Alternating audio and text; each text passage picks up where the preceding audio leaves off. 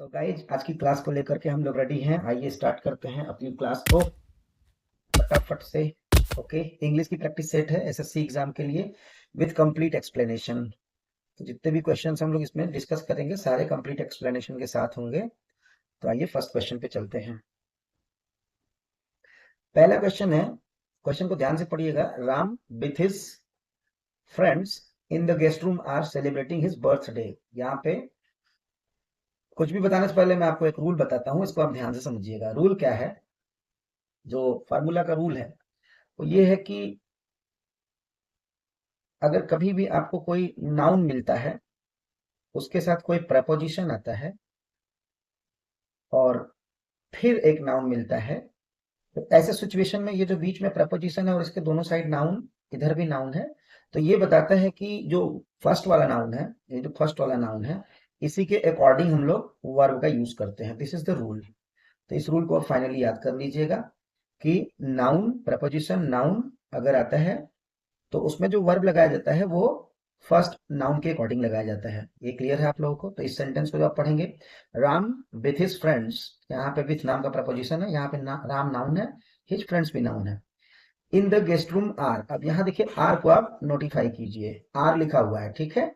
अब यहाँ पे आर होगा या क्या होगा, तो राम विथ हिज फ्रेंड्स, यहाँ पे सेम फार्मूला आया है अकॉर्डिंग टू द रूल। जो फर्स्ट नाउन होगा उसके अकॉर्डिंग वर्ब लगाएंगे। तो यहाँ पे फर्स्ट नाउन है Ram and Ram is a singular noun.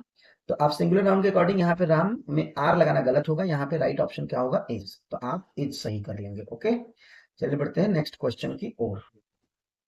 Second question है, the manager of Dell company with his employees is going on a tour. देखिए सेम कंडीशन आया यहाँ पे देखिए इज नाम का हेल्पिंग वर्ब लगा हुआ है। अब फिर इसका भी रूल समझ लीजिए क्या है।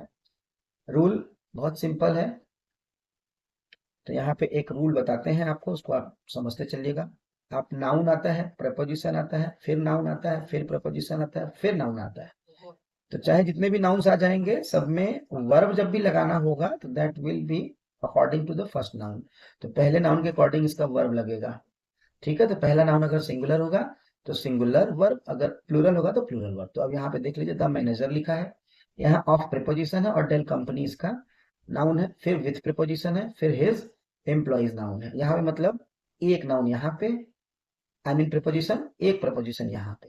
तो दो दो प्रीपोजिशन आए हैं। इसके पहले वाले सेंटेंस में भी वही कंडीशन था। देखिए यहाँ पे भी आया था, तो एक नाउन विथ था आपका और एक नाउन, आई एम सॉरी, एक प्रीपोजिशन विथ था और एक प्रपोजिशन यहाँ इन था। यहाँ पे भी दो प्रपोजिशन आए थे, तो सेम रूल था। एंड सेकंड वाले में भी सेम रूल होगा। तो इस तरह से आप जब देखेंगे तो the manager is singular, that's why is correct. अब बाकी और कोई मिस्टेक तो है नहीं, देख लीजिए, employ is going on a tour correct है, तो इसमें नो एरर, यानी ऑप्शन डी को हम सही करेंगे। आइए नेक्स्ट क्वेश्चन पे बढ़ते हैं। The next question is, she along with she along with her students was roaming in Sarnath. यहाँ पे was लगाया गया है, she along with यहाँ पे प्रपोजिशन है, ये देखिए प्रपोजिशन है, ठीक है, ये प्रपोजिशन है। तो वही रूल आ गया, इधर नाउन या प्रोनाउन, इधर नाउन या प्रोनाउन। तो पहला वाला जो नाउन या प्रोनाउन होगा वही वाक्य का सब्जेक्ट हो जाएगा, उसी के अकॉर्डिंग आपको हेल्पिंग में लगाना है। तो यहाँ पे बात सही है। बाकी roaming in Sarnath is already correct, so यहाँ पे इसका आंसर होगा नो एरर। तो इस तरह के क्वेश्चंस में और आपको लाऊंगा जिसमें करेक्शन करने से रिलेटेड बहुत सारे इंपॉर्टेंट क्वेश्चन मैं आपसे डिस्कस करूंगा।